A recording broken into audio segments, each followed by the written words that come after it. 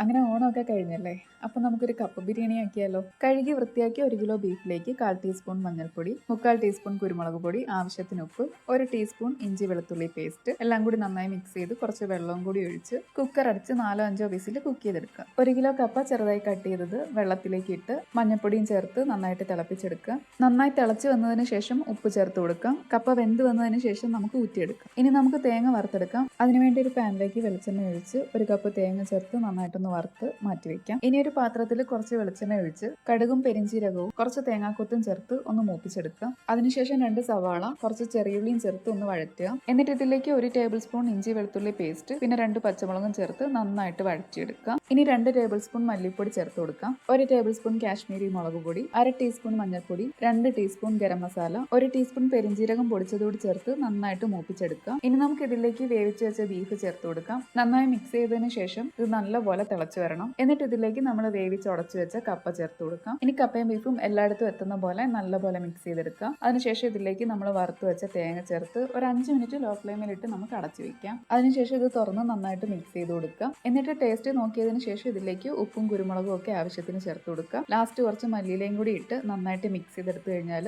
നമ്മുടെ കപ്പ ബിരിയാണി റെഡിയായി. അപ്പോൾ എളുപ്പത്തിൽ ഉണ്ടാക്കാൻ പറ്റിയ കപ്പ ബിരിയാണി എല്ലാവരും ഒന്ന് ട്രൈ ചെയ്ത് നോക്കിയിട്ട് അഭിപ്രായം അറിയിക്കുക. താങ്ക്